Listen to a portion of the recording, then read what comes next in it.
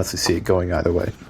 Woo, it's a good one. Can I just say before I give my prediction, let's just look at the floralness of these shorts, man. Like Dustin Poirier. Honestly, Holloway should be wearing, bro. Yeah, right? That's my vibes, right? Is this the most like colorful matchup as far as fight shorts in UFC history?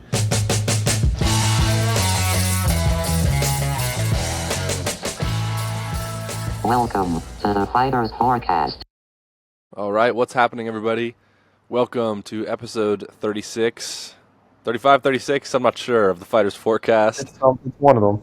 One of them. Yeah, we've been kind of out for a while, so it's a little bit rusty, but as you can see, I'm in a new scenery here. I can talk a little bit louder. Hopefully there's not too much background noise, but apologies if you hear some dogs, some cars. I am outside right now. Drew, how are you doing? I mean, I'm trying to think. We've been putting out some stuff on YouTube, just like little things, but I know you've been out for a bit, and it was like 4th of July. A lot of stuff happened. I was out of town for a while, so I mean, I think it's been like a week or two since we put out our full podcast episode. How have you been doing? I've been pretty good. Was out of town, was at the beach, but still was able to watch some of the fights. That Derek Lewis fight was crazy, but other than that, it's been pretty good. I've been kind of busy with my job, so it's been a bit hard to get episodes out, but finally been able to kind of get back to a little normal state. So yeah, I mean, we'll be back at UNC in what, 2.5 weeks. We can start doing stuff then. That's fine, man. We'll be back there in no time. I know. I didn't put the full episode out because I just used it to make shorts, but I did record like a little prediction for this fight night, and like you can see some of it in the short, but I cut out the part before that. I was like Derek Lewis loves to knock out Brazilians. That's how I let it out, and I was like, I will not be surprised if it was a round 1 KO. And what happened? It was like 35 seconds in, Derek Lewis knocks out the Brazilian, and then subsequently like pretends to pee on the other corner, takes his pants off. Like, can you think of a more Derek Lewis win and just fight in general than what we just saw? I mean, aside from that flying knee knockout, nothing else. I mean, I can't remember if we didn't do a prediction for, or at least I wasn't here to do the prediction, but I think I would have picked Teixeira going into that fight. Well, I picked round 1 KO from Derek Lewis. I will send you the audio thing. It sucks I didn't put it out because I recorded it like Thursday night. Yeah, but the second the fight started and I saw 265-pound Derek Lewis attempt a switch kick, I knew it was over. But yeah. I do think it would be good to move on to 318. Yeah, before it gets too long. This one kind of just snuck up on me, to be honest, because I remember I was like, I was looking at the this weekend. I was looking at the information for this fight night, and then the way I usually look at events is I just like go to the UFC events thing, and right beside it was 318. I was like, oh, let me see what when 318 is, and it was like, yeah, it's next weekend. I was like, oh my god, I guess I've been so engulfed in 317 that I wasn't even thinking about how quickly this one's going to pop up. But I guess so. We could probably do the same thing that we did for 317, where it's I guess I would ask you, like, what's the fight on this card that you're looking forward to the most? Yeah, when we were talking about fights that excited us the most, when we, like, our first episode back, I don't know if you remember that episode. You shouted out Ilya Charles, and this was the card that I shouted out just because of how excited I am by Max Holloway, Dustin Poirier, for a number of reasons. Retirement fight for Poirier, 2 lightweight legends. I mean, the styles that these guys have, they've both been to the top of the division and never really seen the bottom since the beginning of their careers. Dustin Poirier as a perennial lightweight contender, interim title holder when he beat Max Holloway for the second time, challenged Khabib, lost that fight, challenged Makhachev in what was arguably, except for the Volkanovski fight, his hardest, most exciting title fight yet. And just a scrapper. I mean, the fact that he is number 6 at this point in his career is unreal. On the other side, Max Holloway. I mean, how long have we been talking about this guy? I don't think I really need to even talk that much about Max Holloway. He is arguably the featherweight GOAT. Obviously, last fight didn't look so good against Ilya, but before that, knocking out Justin Gaethje. These two are I mean, look at the odds: -118, -102 on the side of Poirier. I mean, you could not really get that much closer. And without just yapping about how good this fight is before I get into my breakdown or my prediction, I'm just so excited, and I think it's really cool, honestly, that the UFC gave Dustin Poirier a retirement fight in Louisiana, and it's kind of showing him out like a legend. Like, you don't really see that very often. We don't need to get into the retirement thing again, but very rarely do you see kind of UFC legends go out on good terms, and I think it's really amazing that Dustin Poirier is kind of getting to do that in a win-win fight, because you win, you go out on top with the BMF belt, but if you lose, you lost to Max Holloway in the last fight of your career. So, yeah. This is it is kind of like a, almost like it's very like a circular fight in the sense that I believe Max Holloway's first fight within the UFC was against Dustin Poirier. So it's kind of cool that Dustin's last fight is against Max Holloway.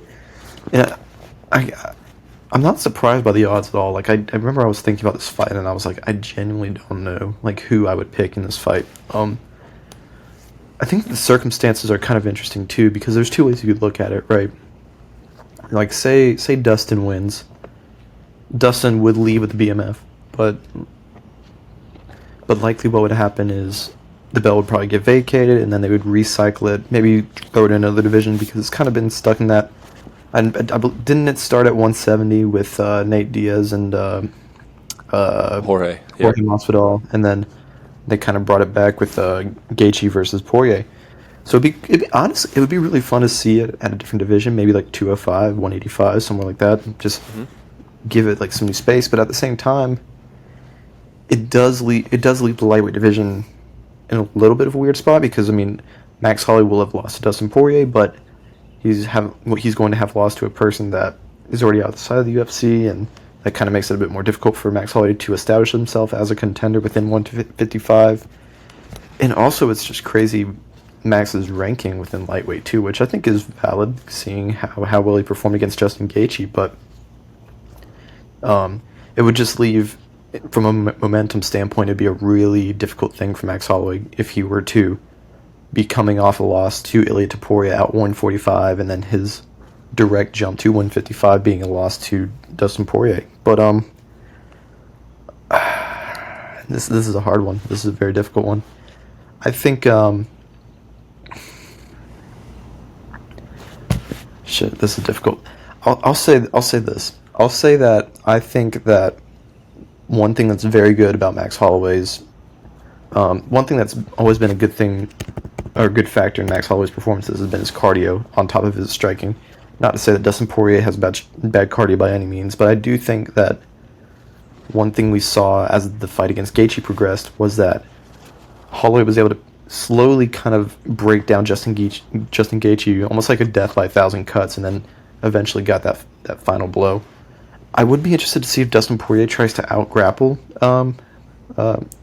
Holloway, or Max, because obviously I believe Poirier's first win against Max Holloway was like a mounted armbar. Yep. And then and then I believe he won by decision against him for the interim lightweight belt. Yep. So I will be interested to see how Dustin Poirier goes about that. I do think Dustin's going to try and jump Gilly, but it will be interesting to see what would happen if Dustin Poirier was to stand with Max Holloway. And I think if he does that, I think it favors Max just a tiny bit more. I would be interested to see this. This is an instance where, and I think we could both agree and say that I think it would have been a better decision for Max Holloway to have stayed at 155 after moving up against Justin Gaethje, or fighting Justin Gaethje, just because that move down, especially when you acclimate yourself to 155, has to be a bit difficult. But it will be interesting to see how Max Holloway performs going forward with this new ability and new weight class and things like that. So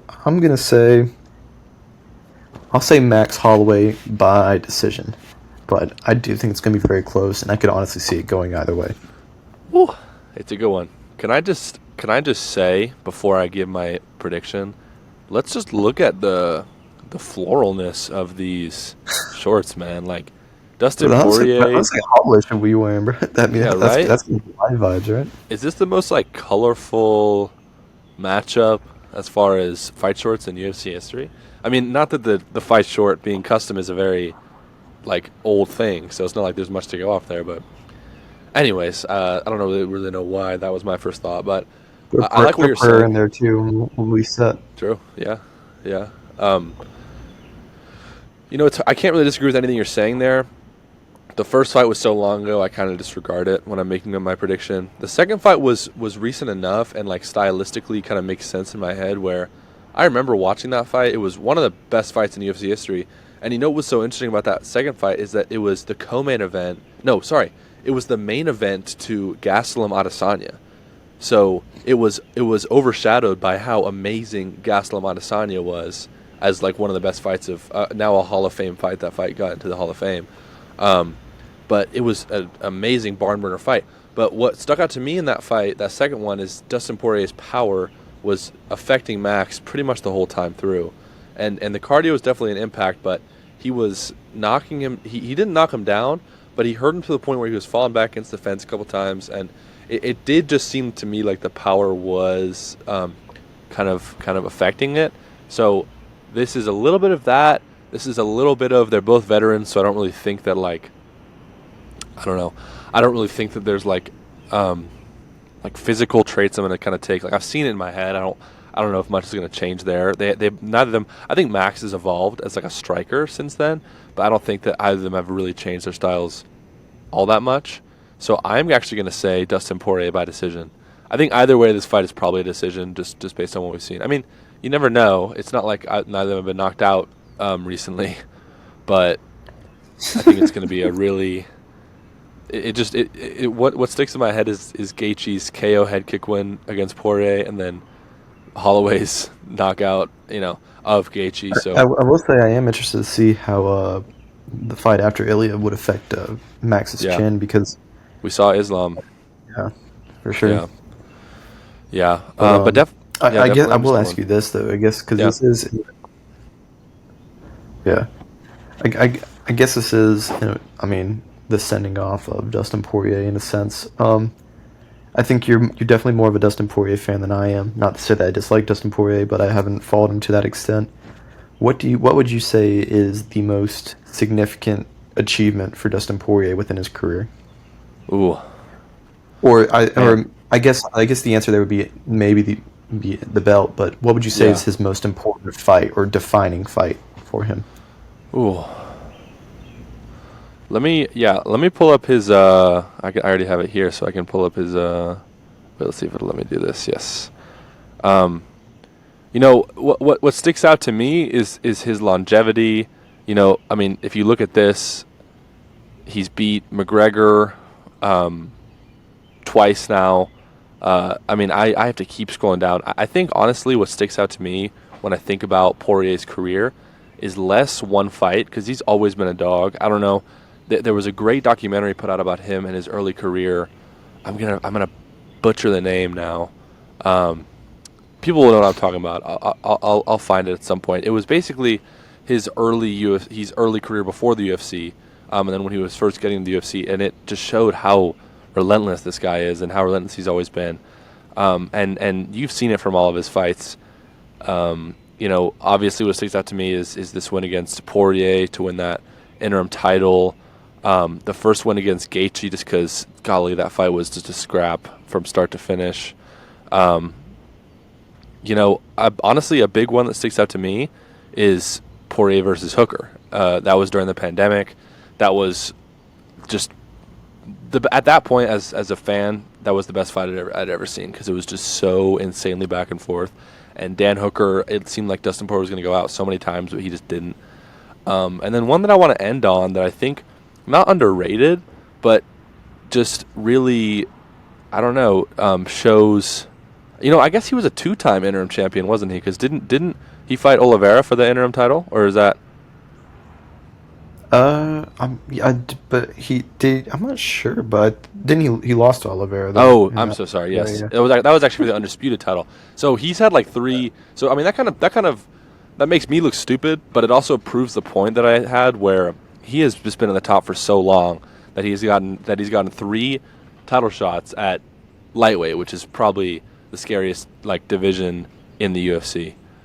It's also crazy when you go back and you look at like Dustin's like original fights within the UFC, and it just looks like a whole different.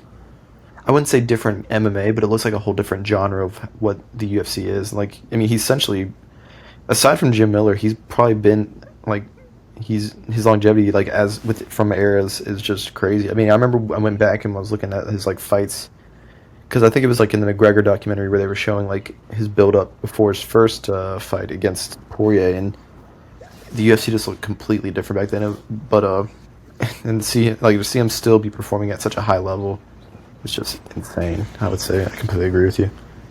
Yeah, and like the win against BSD, that kind of sticks out to me too, just because of like he was kind of counted out. Like not really, because the odds weren't that insane. But I mean, I remember a lot of people picked. I'm not going to shout you out here, Drew, but you did pick against him, and like a lot of people were agreeing with you there. And he was. I did pick Benoit Saint Denis right now. Yeah, I mean, like Benoit Saint Denis did not flesh out as No. much as I was anticipating from a career standpoint, but there's still time. Yeah, but shout out Diamond. I know we've been on this for probably too long, and we got to get to the rest of the card here. But our picks are in, so we already have a disagreement. I think rightfully so. Though we spent a lot of time on that fight because the rest of the card is great, but nothing really has the stakes that one does. Co-main event, UFC 318. Sorry for the delay there. If something is weird in the recording, I just had to deal with a whole bunch of barking dogs. Having a lot of technical difficulties out here, guys. All right, back to Where's it. Jamie with you? Yeah, right. This is a problem with me trying to do producing and talking at the same time. All right, co-main event. Paulo Costa, Roman Kopylov. This is the third time they tried to book this fight, and it's finally happening this weekend. Paulo Costa's been out since June, of last year, which is crazy.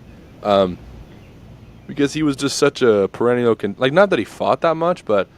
I mean, I remember when this guy was at the top of the sport, when he was going up against Izzy in Fight Island, and he was like, a lot of people thought he was going to knock him out, you know. But as you can see, similar records, not similar experience levels, but definitely similar records. Roman Kopylov is a guy we've been watching for a while. Obviously, Paulo Costa, has had up and downs in his career for a while. He last lost to Sean Strickland. He was supposed to fight Chimaev. The staph infection, all that kind of stuff. But Drew, what do you think of this one? Where do you lean? I think I remember you being semi-high on Roman Kopylov after some of his last couple fights, if I'm remembering correctly. Yeah, I mean, I've kind of been following Roman Kopylov ever since July of like 2 years ago. I believe he had this crazy head kick knockout. I remember I was at I can't remember what event it was. I think it was I think it was the Leon Edwards fight, but I was at like Buffalo Wild Wings, and he just flatlined this dude with his head kick, and the whole restaurant went silent. And ever since then, I've kind of just been following a lot of his fights, and he's one of the underrated guys within the division, and it's nice to see that he's finally kind of getting a good contender, at least that'll kind of put him within the higher prospect levels. But yeah, it's just a weird dynamic because you have a guy like Paulo Costa, I believe his last fight being against Sean Strickland, right? Yeah. I feel like that was under the Ilya Volkanovski card, I believe, because I remember we watched that one. But, I think. Oh yes.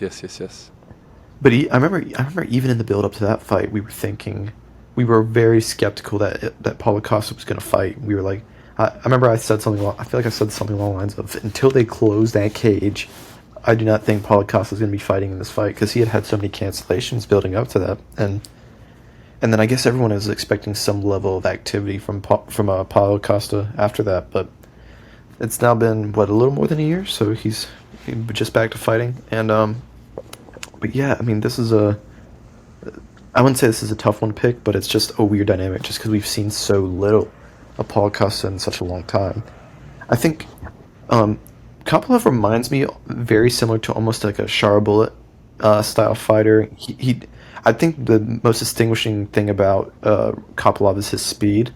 He kind of reminds me of like almost a Fiziev, but at like a middleweight style Fiziev. Because I remember when Fiziev first fought Gaethje, all I could think about was just how quick his combinations were, and that was like the thing that kind of like stood out to me. But I think one thing that's been an issue with Paulo Costa, and at the same time, it's probably just because he fought Sean Strickland. And Sean Strickland's just a confusing fighter. Is his striking defense just seemed very poor, and Roman Kopylov really his combinations, his head kicks, the way he distributes his striking is just very impressive. And not to say that Costa has not seen guys like Roman Kopylov. I mean, look at Luke Rockhold. That was obviously past prime Luke Rockhold, but I remember Luke Rockhold's question mark kicks were like one of the best in the UFC. Obviously Robert Whittaker, but I do think this is going to be a difficult fight for Costa, especially being as inactive as he is. And yeah, I mean, I think if Costa can, or I think if Kopylov can put together the same kind of striking performance that Sean Strickland did and able to kind of like break down Paulo Costa, I would probably say it is a 3-round fight, right? Yes, sir. Yep, 3 rounds. I'll say Kopylov 2nd round knockout. Yeah, wow.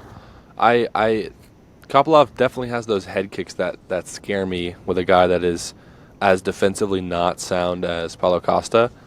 But I really do like Paulo Costa's style. He's kind of like, I don't really need to say it more because you definitely summarized it well. Like, he has struggled in his last couple fights to like find the style to be able to move forward and put like that heavy. He's never really been like a one hitter quitter type fighter.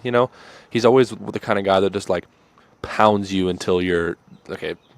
Pause, but you know what I mean. Like just smokes you against the cage until you're just done for.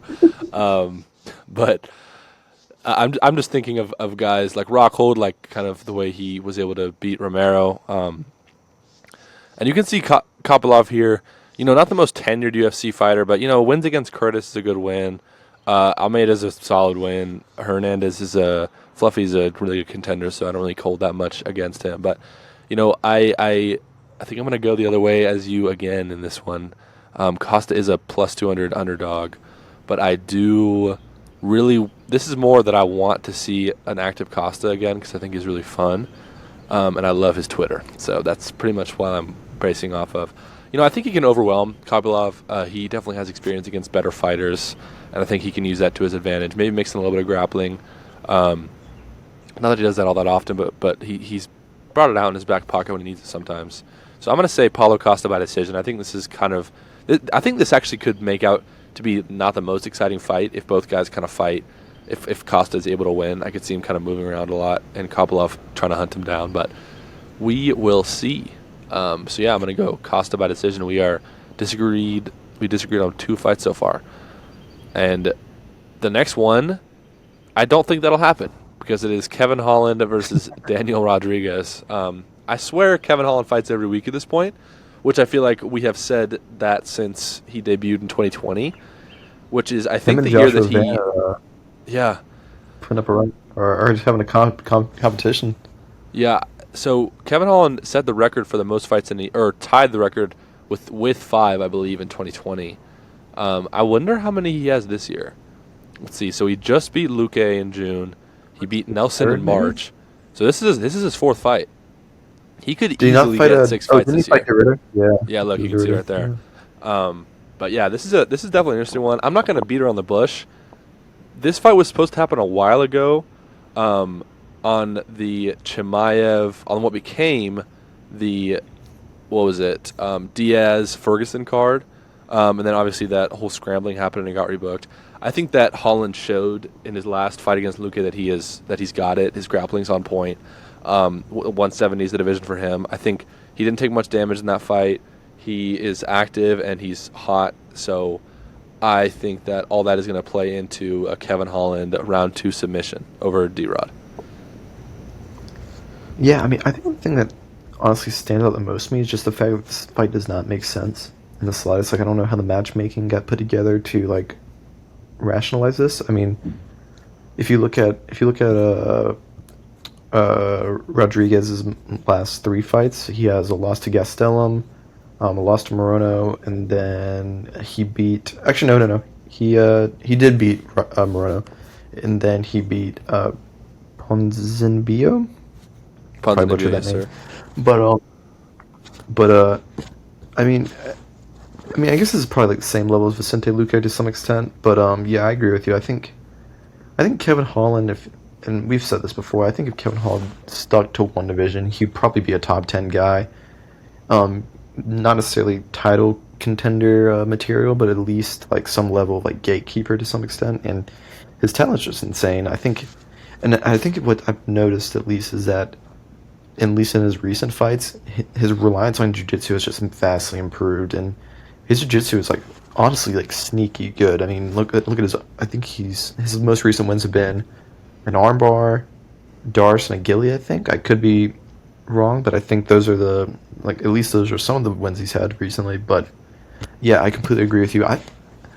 I will say the exact same thing. I'll say, well, not the exact same. I'll say Kevin Holland first round submission, and it's going to be a Darce choke.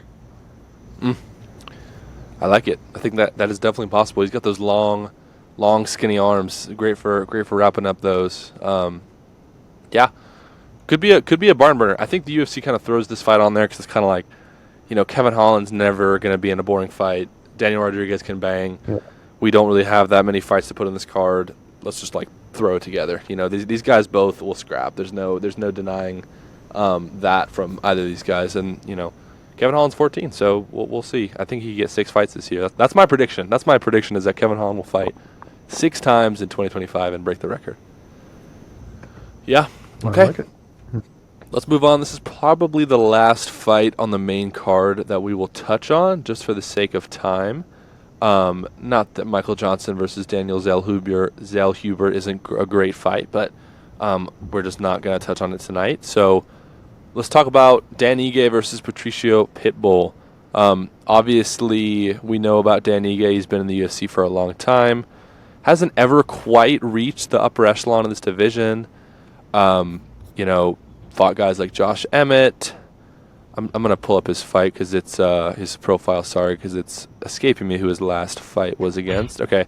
Yeah, so we beat Sean Woodson, lost to Murphy, lost to Lopez. So, I mean, this guy's been through murderer's row to get up to here. And then Patricio Pitbull, one of the Pitbull brothers, obviously made his debut earlier this year against Yair Rodriguez, which is a really hard debut fight, and that was just a very unfortunate fight, honestly, all around. I don't think there was much good going on with that one. So, Drew, what do you think of this one? Do you think I'll lead into it differently? When you watched that Yair fight, I don't know how much you remember that fight, but it was just not a very good performance. Do you think that had more to do with Yair being Yair, or do you think that had more to do with Patricio just maybe not having it anymore? And do you think this one is kind of a skate by for Ige? Yeah, I mean, I think it's hard to gauge just because, like, it's kind of similar to the Patchy Mix situation where, like, a transition to UFC, like, if you're a champ, I think it's a bit of a different circumstance. Obviously, you want to try and put them up against high-level prospects to kind of equate how good they are, but I guess, like, it's just really hard to transition, and like we said, if you're going against a top 5 guy, which Yair Rodriguez is, it's a bit of a difficult adjustment period, and I think part of it had to do with the fact that Yair is just Yair, but I do think another part of it is just that it is a different level to some extent. I'm not necessarily saying that Patricio Pitbull is bad by any means, but I do think that I didn't necessarily think that. I do believe we both said Yair was going to win that fight, and I believe that is how it materialized. But yeah, I think if you look at the statistics right here, it's like I almost have them pulled up. We had, this is not working for me. Basically, I think I guess I'll go ahead and say is the one thing that I think a lot of people are not taking into account is not, I think we're focusing too much on Patricio Pitbull. I think the bigger thing is Dan Ige. Like, if you look at his record or who his recent fights are, you have a fight, I believe, you fought Diego Lopez, and that was one of Diego Lopez's more difficult fights in the last few fights. And but I mean, obviously Dan Ige essentially literally came off the couch to have that fight. So that might have been a reason for why Diego Lopez was so ill-prepared, but other than that, the guys that he's lost to are pretty decent guys. I believe his other loss after that was it Murphy? I could be completely Lerone wrong. Murphy. Yep. Yeah, and then obviously his winning at Sean Woodson. I think I do think this is going to be a closer matchup just because Danny is kind of in that middle area. Like we said, he's not necessarily a Yair Rodriguez by any standard, by any means, but he's not just another can within the 145 division. But I do think from an experience perspective, Danny Ige has more experience against high level featherweights within the UFC, and I still think it's going to be a bit of a difficult adjustment, especially with a guy like Patricio Pitbull who honestly is on the back end of his career, and it might be difficult for him to keep up going forward. So I don't think there's a finish here. I'll say Danny Ige by decision. Yeah, definitely two veterans, two pretty similar styles, I would say. I mean, it's hard to say, like you said, what Patricio we're going to get, just because we haven't really seen the top level from him in a while. Obviously, he was one of the top Bellator fighters, just period, in that promotion. And then Ige coming back has been through it in the UFC. I would say momentum is definitely on Ige's side. He is a slight favorite. I don't really know what to expect, honestly. I think I'm probably going to lean the same way you did, just because it's hard to predict Patricio doing a lot considering what he did last fight, and I haven't really seen much that's going to change my mind. And Danny Ige is pretty good at kind of nullifying. He's not really like a single style fighter. He can kind of go wherever he needs to as far as the fight needs to go. So I'm going to probably say Danny Ige by decision as well. I think it's there's definitely a path to victory for both guys, but I think Danny Ige probably has the tools and the ring experience, the octagon experience in the UFC at least, to kind of put that together. Yeah, I agree. I will say, Danny Ige's striking against Diego Lopez was very clean, and especially for a guy that was pretty much just cracking open some beers, getting ready to watch right. Which event was it? 312, something like that. Yeah. One of the numbers. But I just pulled up the stats just now. But we had Yair versus Patricio. Yair landed 70 of 122 strikes. Patricio landed 17 of 50. God. Pitbull went 1 for 4 on takedowns. He did have one submission attempt, but yeah, it was pretty much linear. Like as the rounds continued, you kind of just kept pulling away from him, and I think that's ultimately what ended up happening. And I do think part of that might just be for the fact that Yair Rodriguez, despite the fact that he's obviously a top 5 guy. So yeah, it'll be interesting to see. Yeah, we definitely could be reading too much into that, but not really much to go off of there. So that kind of concludes the main card that we are going to be talking about. There's definitely some interesting fights in the prelims here. I'm looking way below the prelims now, but Kyler Phillips is a great contender. Oliveira there. Vettori Brendan Allen is a really interesting fight to me.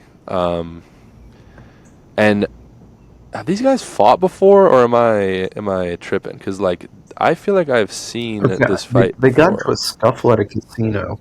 I think that's what. Is that what I'm thinking? Okay, yeah, that's definitely what I'm thinking of then. I think there's just a lot of recycling at middleweight, so I just kind of think. And both of these guys, I would say Brendan Allen less so than Marvin Vettori, but both of these guys have definitely been at the top of this division for a while. And let me pull the rankings up here for these guys. So 10 versus 11, definitely a good style matchup. Allen was a guy that was really one of those top contenders up until semi-recently, about a year ago, and he just couldn't quite get to the upper echelon. Sorry? Or after his loss to Hernandez, right? Yes, yeah. yes. Or no, I guess Hernandez. He lost to Imavov too. Yeah. Yes. Okay. I think that's the one I'm thinking of. After his loss to Imavov, he really kind of couldn't take the step after that. But Vittori's been here for such a long time. I mean, he's fought Whitaker, he's fought Izzy multiple times, he's fought Cannonier, he's fought so many of these guys, and also just hasn't quite gotten there yet. He did get the title shot against Adesanya. That one, obviously, we remember did not go his way.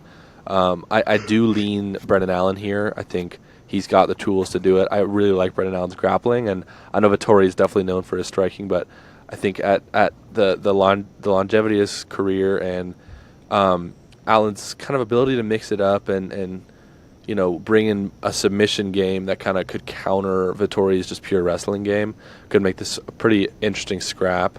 And I think I do lean. Vittoria has such a good chin. I just don't think that either of these guys are going to go down. And if it does, I think it's going to be Allen's because Vittoria literally has a cinder block for a head. But I do think that Brendan Allen could catch him in something when Vittori shoots, like a guillotine or something. So I am going to say Brendan Allen by round 2 submission. What do you think, Drew? I like it. There are no odds on this, surprisently. Yeah, I can guess. pull it down. Sorry. I mean, they're both coming off a loss. I will say Brendan Allen does have a slight height and reach advantage. I would say I do think, like you said, I do think Brendan Allen kind of is more that grappling reliant fighter, while Vittori is more of a striker.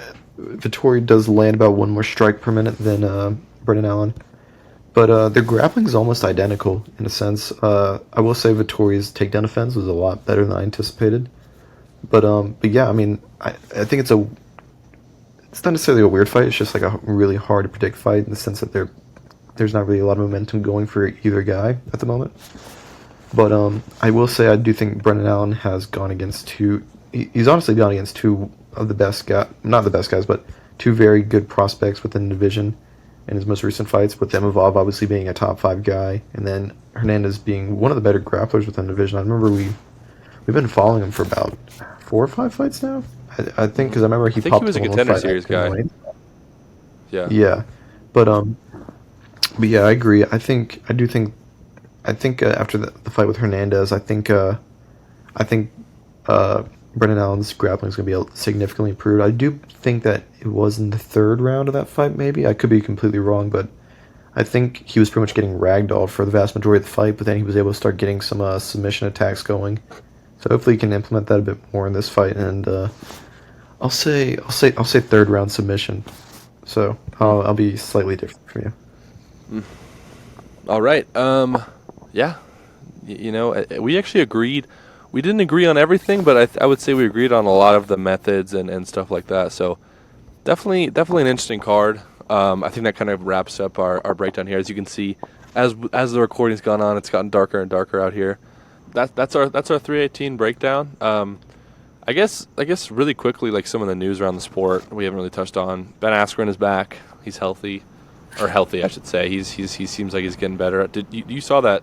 You actually were the first person that sent me that picture, and then I watched that full reel. But man, the fact that guy's alive right now after going through that, being in a coma for so long, the pneumonia took out both of his lungs. I mean, goodness gracious, good for Ben Askren.